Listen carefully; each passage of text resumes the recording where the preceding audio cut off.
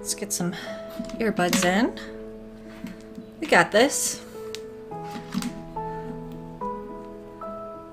Got music, that's good. Alrighty. Ooh.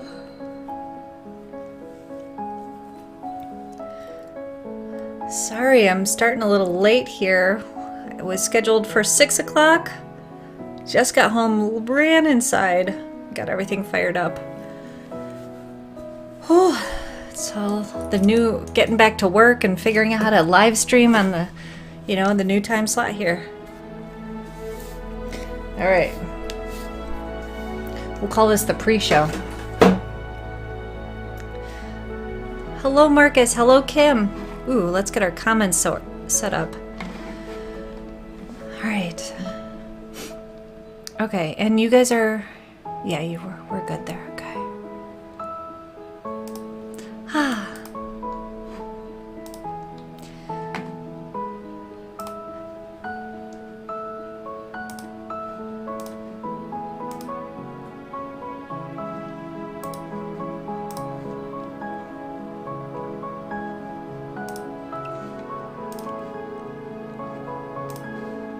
All right. All right, Jack Wilkinson, hello. High def and loving it. Oh yeah, baby. Got my setup. Shout out to Live Streaming Pros for making me look good. And hello, Mom and Dad. Thanks for watching.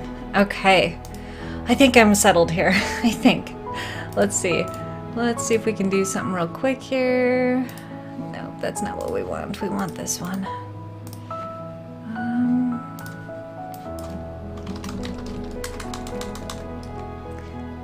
Oh wow.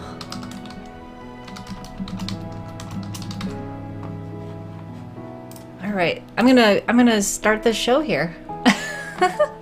Bert's watching from the backyard. He's literally like on the other side of this wall, sitting outside on the back porch. And hello, the Venture Forward. Thanks for joining. So some new faces around here. Welcome. Okay, I'm gonna hit our go button, and then we'll officially kick off our show tonight. Thanks for being patient with me. Okay, here we go.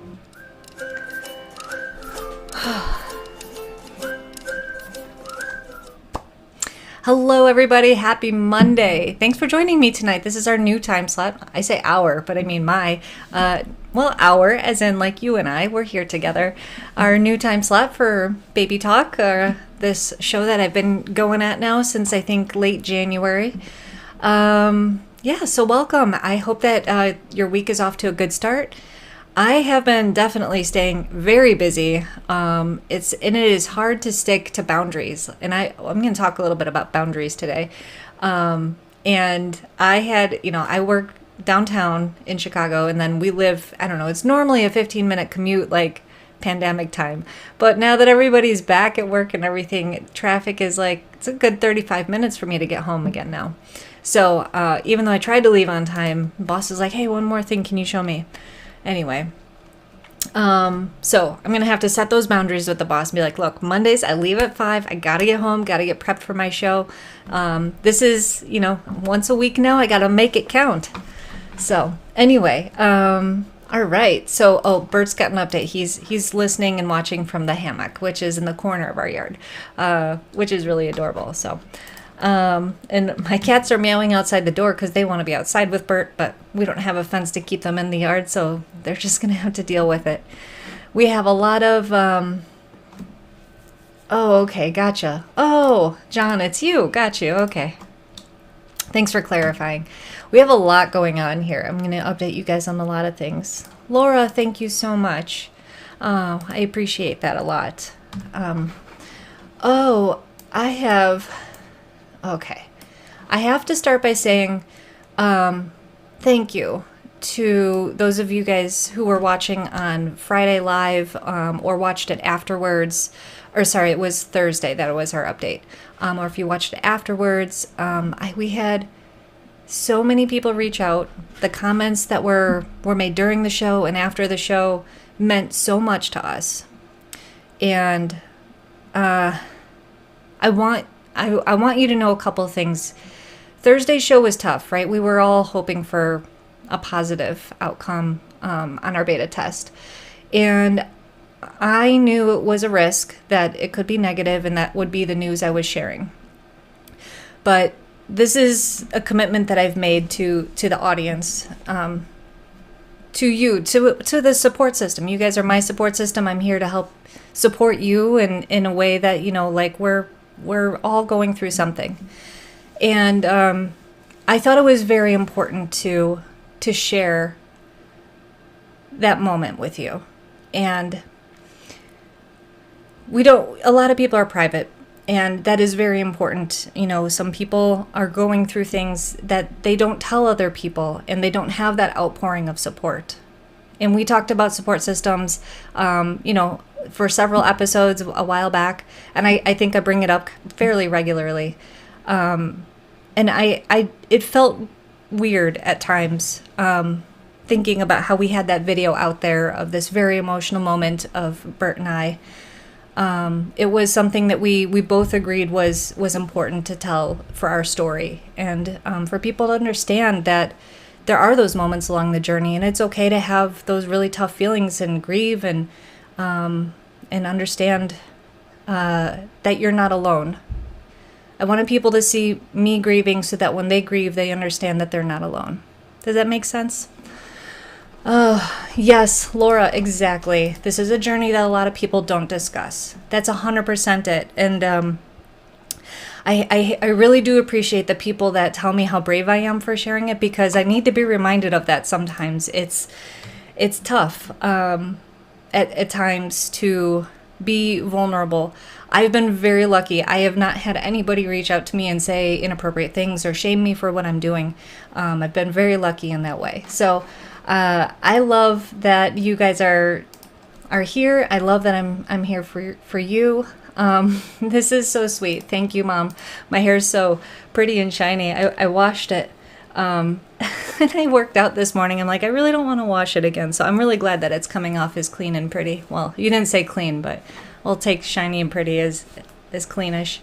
But thanks for saying that. I appreciate it. And thanks, Jack. Yeah, that's what I'm going for here. Professional. Boundaries, yes. Oh, thank you, Marcus. I appreciate this too. So much respect and love for you. Is incredibly brave. I appreciate that. Yeah. I want to share with you guys that my story represents so many people's stories. Because I've been so open, people feel that they can confide in me and their stories. And I have heard from so many people, and I love hearing from so many people because I feel less alone. And then I'm able to reflect back to them and say, you're not alone. And it's a really magical thing. There are so many people's stories out there that are like mine, that are different than mine, and come in all sorts of shapes and sizes and everything.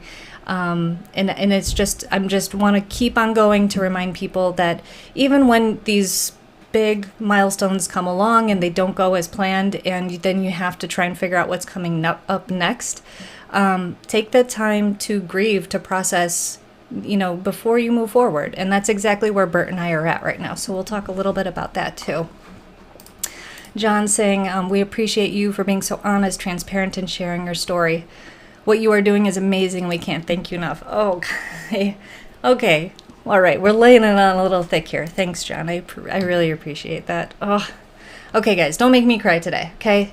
What I want to try and do is, I don't know if this is necessary. Give me feedback here, but I want to reassure you guys that we're okay. I think that you know this, though. A lot of people, we have had several people reach out and say it was really hard to watch you and Bert cry.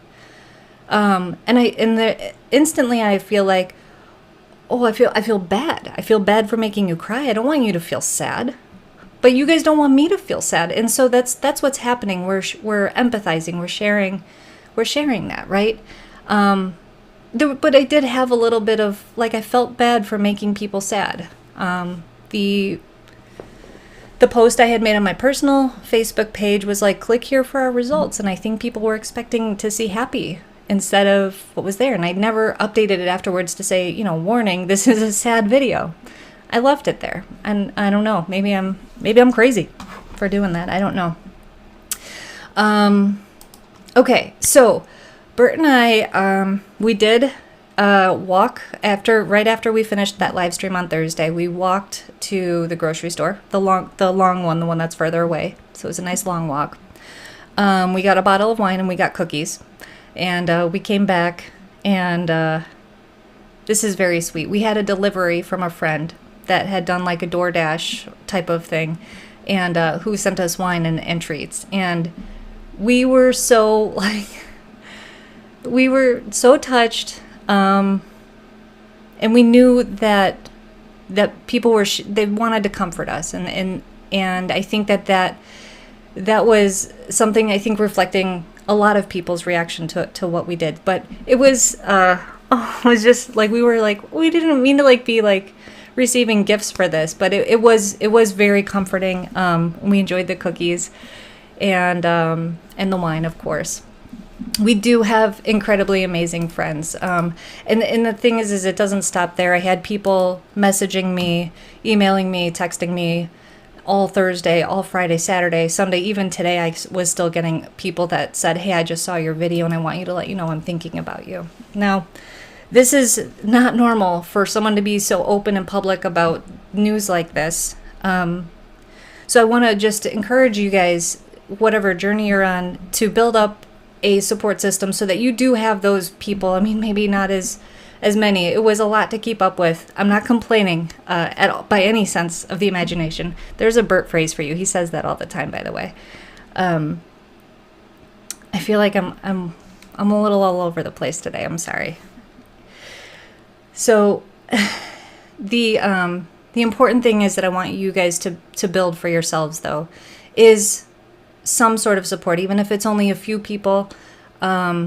But you can't do it yourself sometimes, and it's really important to have that in place for when things don't go as planned. So just please do build that support for yourself if you need it. Okay. Yeah, I have. Thank you, John. And you know what? I think that this community cares about each other too. We've had people share their stories, and we cheer each other on in the chat. I see you guys cheer each other on in the chat, which is amazing, and I love that. All right, I would like to. Hi, Amy. Oh, Amy's coming in from Facebook, but I missed that. Where is that? Oh, I gotta turn it on. That's why.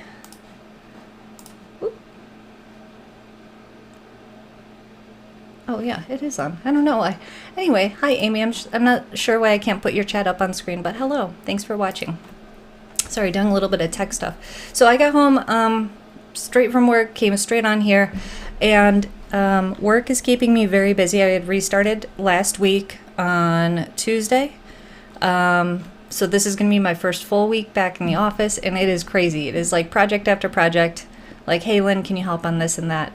It's nuts. It's really tough to keep up, but it's keeping me distracted and busy, and I love it. And it's doing what I love to do. What did you guys do this weekend? Let's do a little check-in. I'd love to hear what you guys are up to. This weekend, Bert and I spent a little time shopping. We got some things to work on our garden, do a little bit of fix-up projects and stuff. We're gonna sand down some wooden rocking chairs that we have and refinish them with something that's a little bit more durable. So that's a nice little project we've got coming up. We got the supplies for that. We just took time for ourselves, really, this weekend. One of Bert's friends reached out to take him to the Cubs game, which was extremely sweet, and he just wanted to, be there for him, and that was his way of, being with Bert and making sure he's doing okay too. A lot of people have been checking in on Bert as well, for both of us. It's not just me, and we really appreciate all of that. We took time on. We watched In the Heights on Thursday. I do recommend it. It's good. If you are a huge Hamilton fan, I don't know about you, but if you watch In the Heights, I'd love to know if you hear like some of the same little like well, I don't know. There's like touches of some of the songs from Hamilton in there, with the note progressions and some of the, I don't know, the lyrics are some, like, just little bits of them sound similar. But completely different story. Wonderful story. Very inspiring. I like it. Highly recommend that. That's on HBO Max. Trying to think of what else we did this weekend. Anyway, we a few times kind of started to approach like the next steps. I meant to clear this with Bert before talking about it, so I feel a little bit Bert, is it okay to just tell them what we've been talking about broadly? Let me know in the chat if you're still watching. Yes. So Bert, let me know that. Yeah, In the Heights. Yeah, seeing it in the theater would be a really cool experience. Marcus is saying, never feel bad for crying in that moment. We don't want to see a robot. We want to see you. If you had to hide your feelings, it would be totally pointless to share it. That's true, Marcus. Yeah. That's what I'm here for, putting it all out. Putting all the tears all over my microphone for you. Got to wipe off the lens, get the tears off there. But thank you. Thank you for saying that. Yeah, Laura, it is something to be excited to watch. So that was part of our plan of Thursday when we got the bad news. We had known ahead of time from having failed IUI cycles to have a plan in place in case you get bad news. Otherwise, it's just shock. You don't know what to do. So we knew order sushi, have wine, and watch In the Heights was going to be our plan to kind of comfort us and just kind of keep us not distracted completely, but, we had something to look forward to as a comfort just in case. And it worked. Bert. You guys, I love my husband so much. He's so silly. Thanks, Bert. I'm not going to explain that, but thank you. Thank you for smiling. Oh, Marcus, this is so sweet. Of course, it was hard to see, but I saw it as an incredible gift to us as viewers. I appreciate you saying that.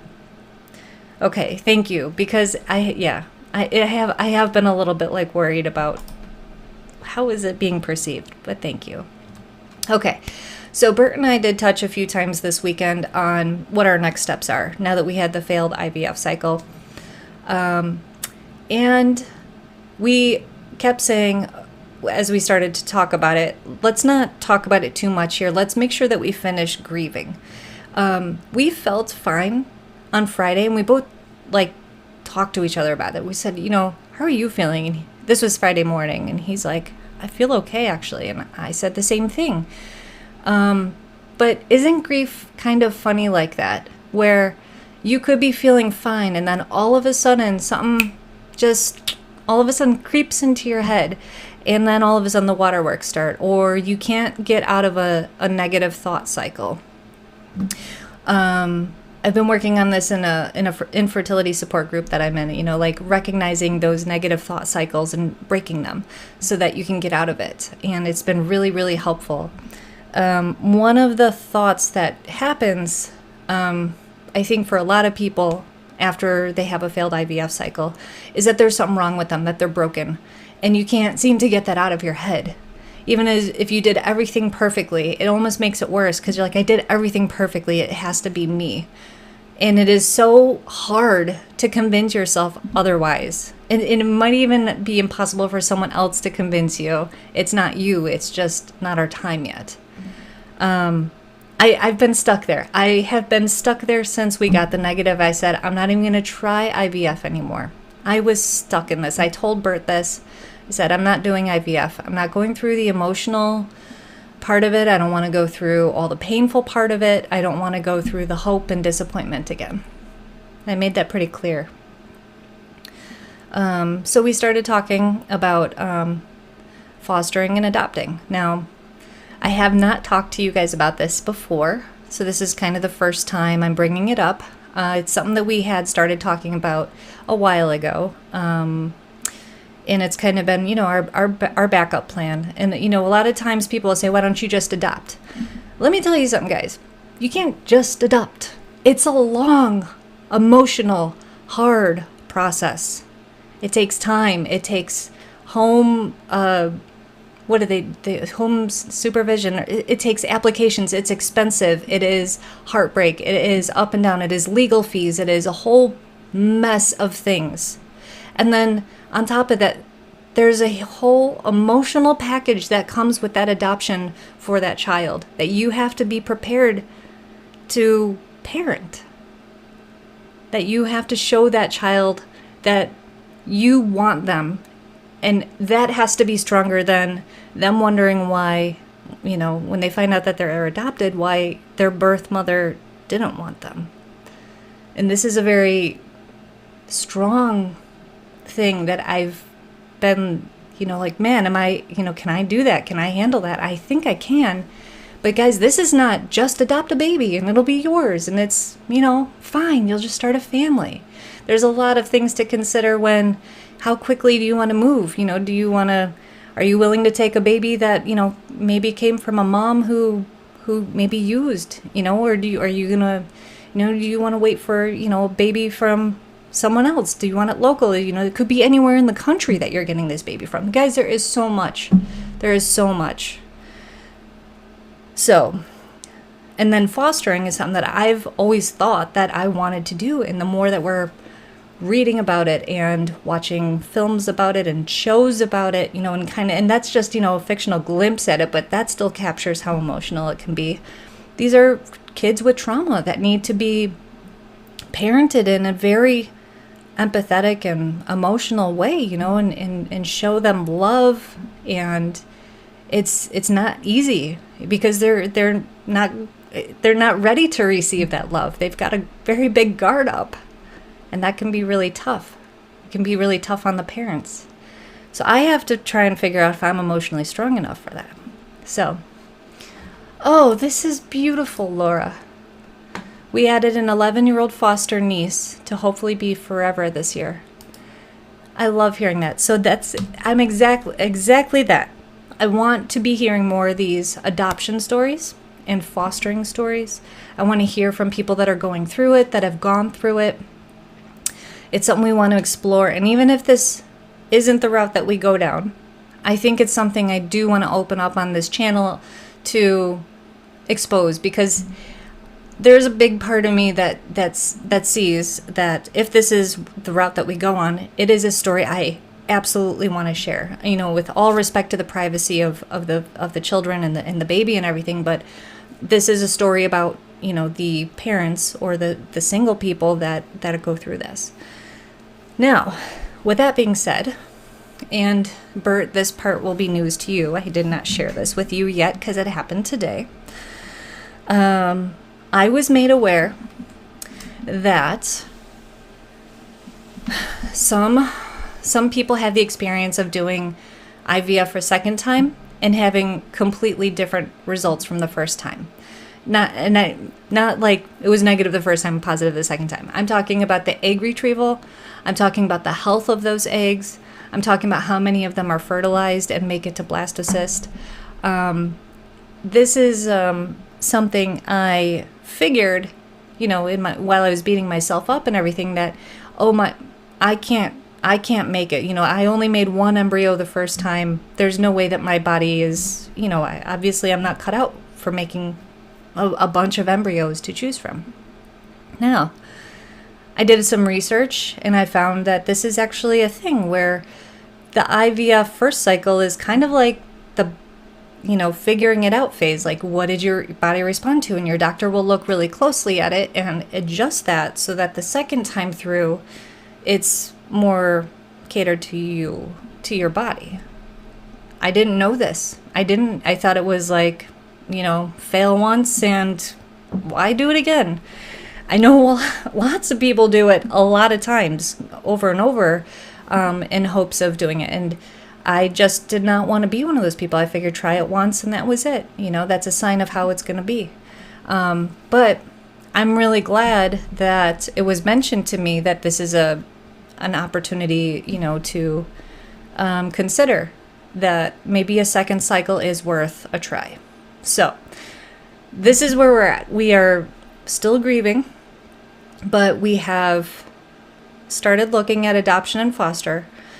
and we're not throwing out the idea of doing a second cycle of IVF. And then there's a third option, I guess I'll put it up here, of that, we might just keep trying naturally and see what happens. There are a lot of natural suggestions out there for fertility that I don't think that I fully explored before going into the assisted reproductive technology or art part of it. So I think that there's different options, and to be fully transparent, today it was cycle day 1 for me. I got my period this morning, which was also a little triggering, just to be like, oh, you officially aren't pregnant, Lynn. But you know what, at least I got my period. Sometimes women, wait weeks after a failed cycle before it comes again. So at least I've got that going for me. Laura, thank you. Family units need homes, but yes, it's a big job, but you would be awesome. So I appreciate you saying that, because I do like to think that I would be a very emotionally available parent.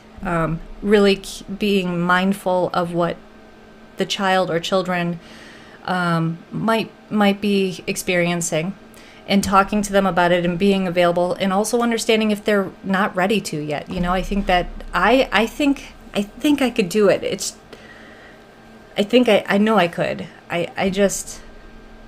You have to know what you're taking on. It's a big thing. It's a big commitment, and I'm not opposed to taking on a non-baby, someone, a grade school child, or even, I don't know, oh man, a teenager. I know that they're really tough. They don't get picked up by foster families a lot. It is a very unconventional parenting journey. Yeah, exactly. Laura, thank you for coming today and checking this out. Okay, so I'm going to wrap this up today, unless you guys want to talk about cookies or other foods or anything like that, which I understand often happens. And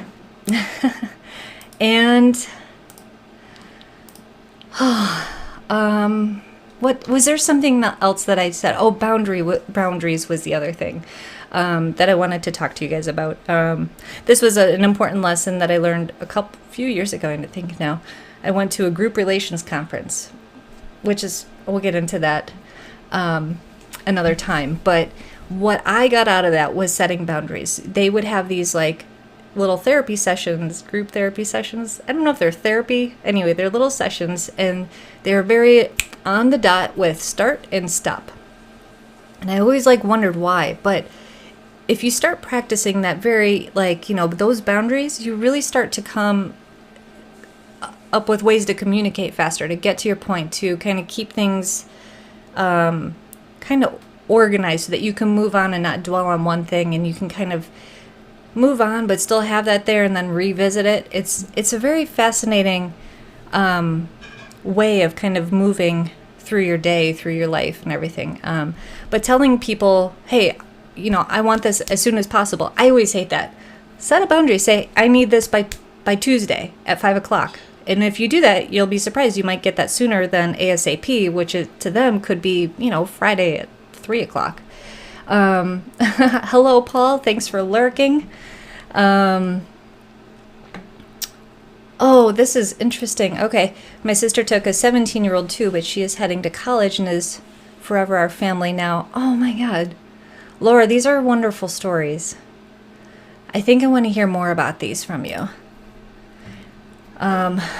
Yes, John, I know that you totally agree with me on this one. Yeah, boundaries are so important.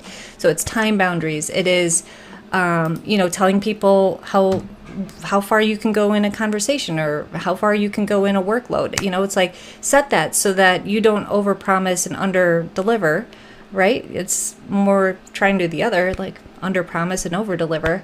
I like that kind of thing too. Yeah, as soon as possible is the stupidest goal to set. Exactly. You've got no goal there. Yeah. Paul, you can stop lurking. We have permission to talk about cookies. Exactly. Marcus agrees with Laura. Great. You guys are so wonderful. I just love having you here with me.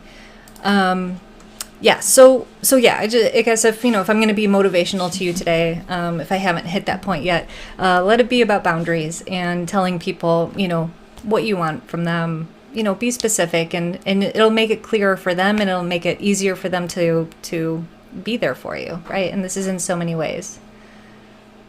This is great. Yes, there are so many facets of our upbringing where we don't see boundaries being effectively utilized, and then we grow up and we end up repeating that. We must have our boundaries for all involved. Exactly.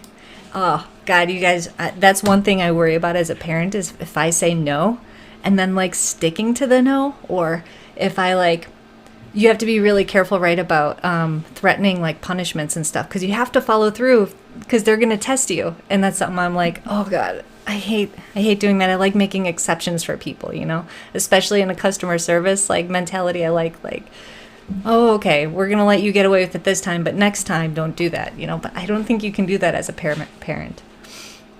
Oh, that's great. She's a social worker and single, very dedicated to giving these girls a stable life. That's wonderful. Yeah, I don't have a social worker background or anything like that. I just have my own emotional stuff that I've worked on for a long time with a therapist. Yeah. Yes, this is another one. Another stupid thing is to declare everything as super important and urgent. It also means that everything is equally unimportant. Yeah. I hate when people label everything as important, or you know, you gotta, if something's important, you gotta save that for when you really mean it, right? It's like one of those boy that cries wolf type of things. So everything's important, then nobody's gonna take you seriously. That's a great point, Marcus. Great job. Great job. You're like my co-host today. This is fun. And Laura's like my correspondent as well. She's like out there like reporting from the field. I love this. You guys are great. So thank you so much for joining me tonight. I rushed home from work, flipped on the camera, just had to go with it.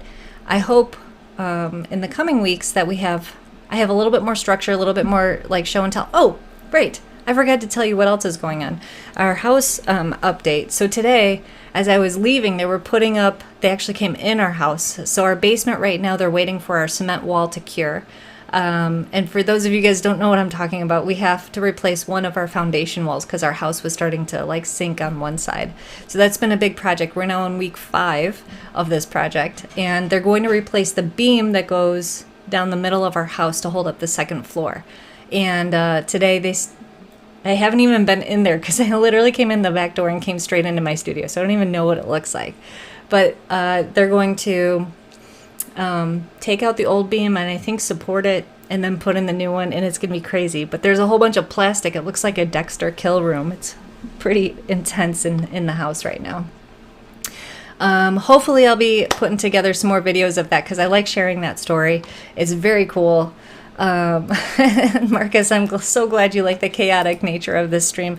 I am all over the place. This is kind of what it's like to be in my head.